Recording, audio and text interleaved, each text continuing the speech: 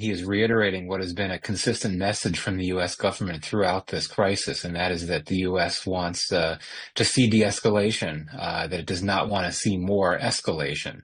The Trump administration's broad view of foreign policy, and that is that the U.S. should not be overextending itself in international affairs.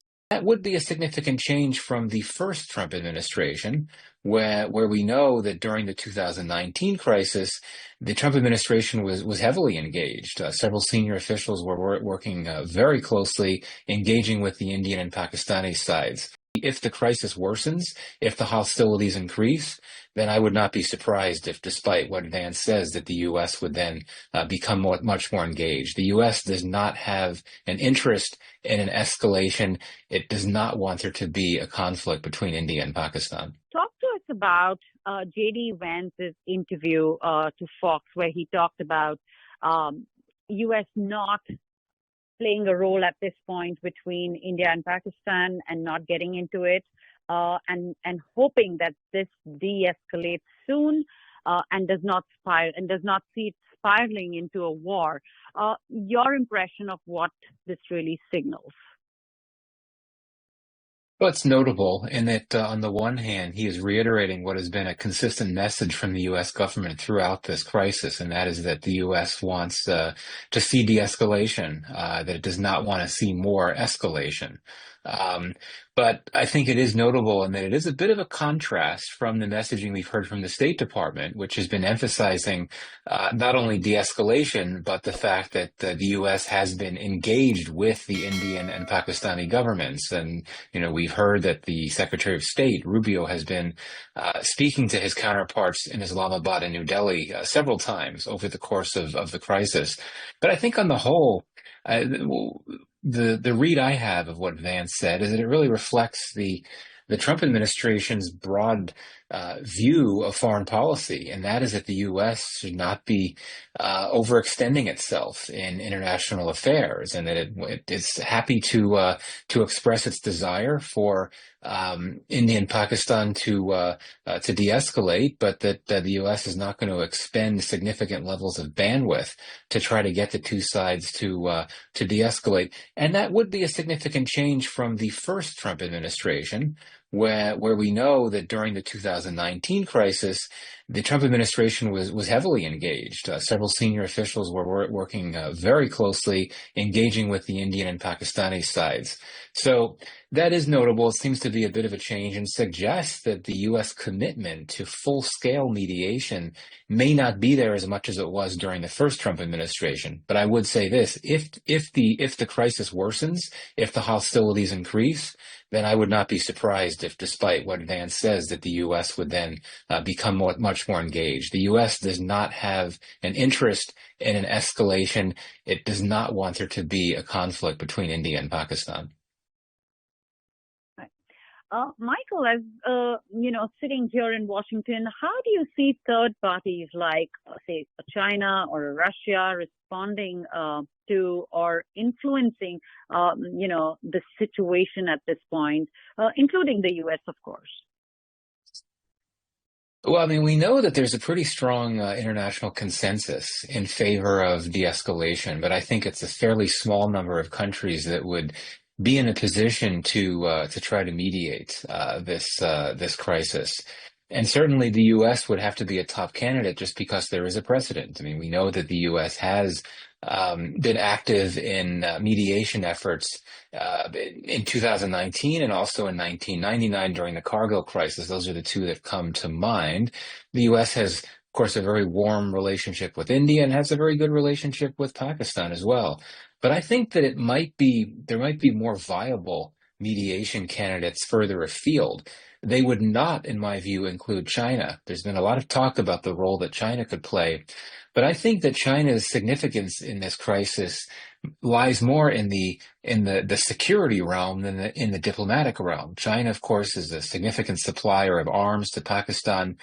And, there's indications that we've received in terms of recent reports that Chinese weaponry or Chinese-made weaponry has been used by Pakistan during this crisis. But I think in terms of mediation, China has strong relations with Pakistan, but its relationship with India is sufficiently fraught that I suspect that New Delhi would not view China as a viable mediator. I think that we're thinking about third-party involvement in terms of mediation. I would certainly identify the Arab Gulf states, the Saudis, the Emiratis, the Qataris, just because they all have very strong relations with both India and Pakistan. They supply fuel and other products to India and Pakistan, which I think gives them some leverage. And there's a precedent. In 2021, the UAE helped mediate the discussions and negotiations that led to the LOC truce back in 2021. Right. Now, India strongly stands by what happened in terms of the missile strikes. It says it were the terror outfits in Pakistan that were targeted, and terrorists were killed in that attack. And there were funeral prayers across Pakistan where terrorists from Lashkar-e-Toiba were out there that participated in those funeral prayers. And to top it all, you also had Pakistani army leadership standing next to these leaders. How do you see all this play out, and what does this really say in terms of optics? Well, I mean, if these reports are true, and if they're verified, the optics would be dreadful for Pakistan, given that Pakistan has insisted for quite some time that India is mistaken when it talks of terrorist infrastructure in Pakistan. We know that the terrorist infrastructure is there. But if it's true that you have members of proscribed anti-India terrorist groups that are out in the public, obviously the optics of that are not good. And obviously, if you have military officers with them, it makes things even worse. It essentially validates the argument that India has been putting out there for so long. But I say that if these reports are verified, I think that, this would also speak to the broader challenge that lies before India. We know that it has sought for quite some time to try to degrade the threat posed by cross-border terrorism, posed by anti-India terrorists based in Pakistan. And there have been kinetic actions undertaken by India in the past, 2019, 2016, going back before that. But clearly, this has not made the problem go away. And so, if it's true that you have, terrorists out there in the open attending funeral services, I think it reflects how India really needs to have a broader plan, which I think it does, meant to tackle and really eradicate this terrorism problem once and for all. And I think that grand plan would entail not only military action, but also broader punitive steps that are non-military in nature. And I think we've seen that in terms of some of the initiatives announced or the steps announced by India in recent days in terms of trying to cut off trade, suspending the Indus Waters Treaty, using water as leverage, trying to pressure Pakistan's funders to cut off assistance. It seems that India is trying to do more to address this problem of cross-border terrorism that has proven so difficult to tackle for so long. Right. Michael, how do you see the domestic politics playing out in this, in this larger picture here, where both countries and their leadership influencing the decisions regarding the conflict? Well, I think domestic political factors are very strong in both cases, both India and Pakistan. I think that the Modi government was under significant pressure from the public to do something after the horrific terrorist attack in Kashmir last month, and the Modi government projects itself as strong, as decisive, and willing to hit back at terrorism. So I think that so many of us expected that India would eventually carry out airstrikes in India targeting terrorists that were behind these attacks. But I think that, the pressure made the decision even easier, so to speak, in the sense that had the Modi government not acted, it would have been extremely politically damaging, I would argue. Now, on the Pakistani side, it's a bit of a different case. As you know, the civilian and military leadership in Pakistan have been quite unpopular for quite some time. And I would argue that this crisis actually is very helpful politically for the civilian and military leadership in that it enables the government and the military to rally the public and rally the country around them, around the government and the military, and hope to win back some goodwill and trust, particularly because, in the case of the military, it's an opportunity to point to this notion of a threat posed by India, and the military has tended to use that notion of an Indian threat as justification for its outsized role in politics and statecraft and so on. So now the military can say, look, we're facing this onslaught, we're facing these attacks from India. This is our moment to rally together and go after this threat, so to speak. So in that sense, I think the military gets a bit of a political boost out of this, and given that there's been pretty strong anti-army sentiment within the public in Pakistan in recent years, yeah, I think this is an opportunity to bring the country together, to try to transcend all of this political polarization, and essentially rally the country around the media, pardon me, around the military, so that it's viewed as this protector that needs to have that strong role serving as a safeguard for Pakistan in the face of this Indian threat. So bottom line, political benefits abound, I think, at least in the immediate term, for the Pakistani state. Now, if there were to be an actual conflict, if there were to be a war, which I think is unlikely, but if that were to happen, that's where I think the disadvantages and the disadvantages come out and the benefits go away. In that, Pakistan's civilian and military leadership confronting economic stress, and an upsurge in terrorism. And the last thing that the country can afford is a war, which would clearly set back the economy. And I think it could lead to a very chaotic situation where terrorists would try to exploit security forces being diverted to the border with India, focused on that conflict, and terrorists could try to do more damage in Pakistan if there were to be a war. And that clearly does not benefit the government's interest or the military's interests.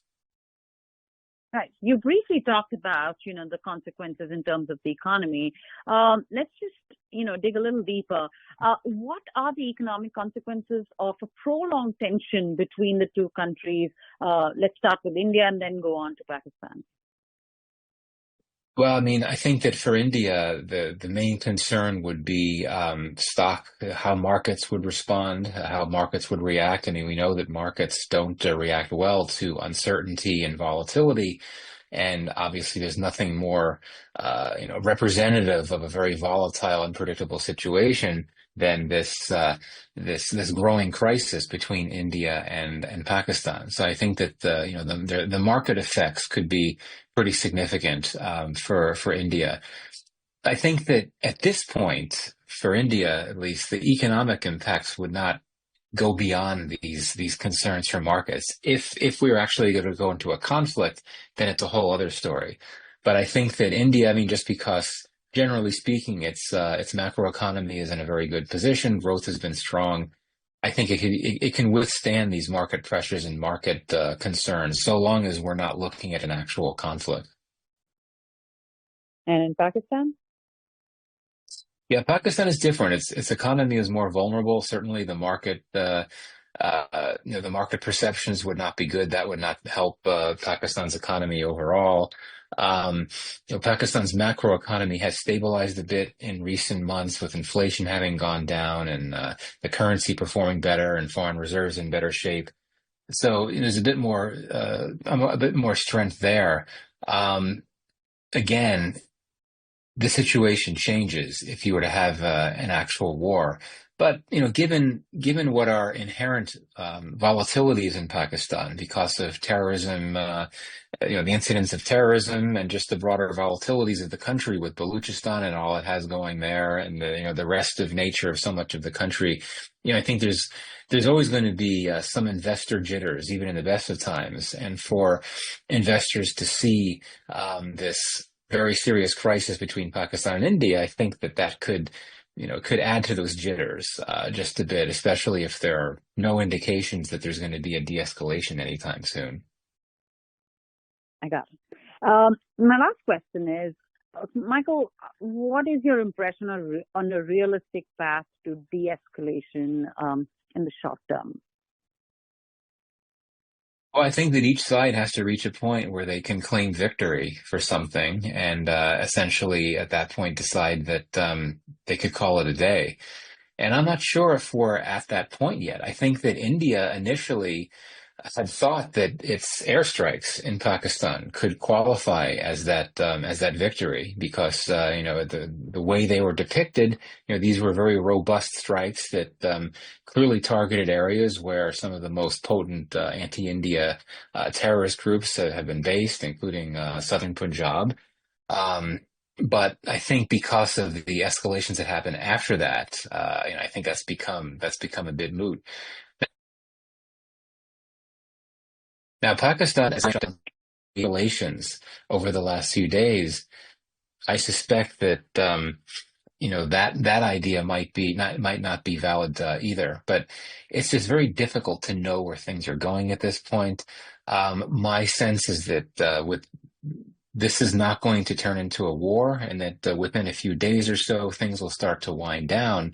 But I'll say this: Pakistan's messaging has been quite aggressive in the sense that it has continued to vow um, retaliation for the Indian airstrikes, and I suspect that for Pakistan, the ideal time to say that it's achieved what it wanted to do and that it could step back would be a situation where it could deliver a proportionate response to India relative to India's initial strikes. And we know that India's initial strikes were in Pakistan administered Kashmir, and they were also in Punjab.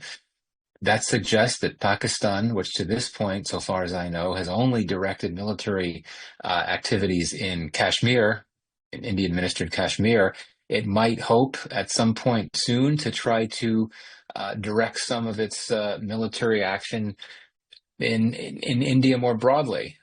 One strike. I don't know. I don't want to speculate. But again, if the idea is a proportionate response compared to what India did, that suggests that Pakistan might not think it's done yet. This all remains to be seen. There are other factors here that I think could impact the time frame here. If external mediation is successful, then I think that that would mean that we could see de-escalation sooner rather than later. But I'm not sure if either side is prepared for de-escalation just yet, given how much anger and strong emotions there are in each capital now. I suspect that it could be a bit more time, but I do think that in due course in the coming days, this will start to wind down.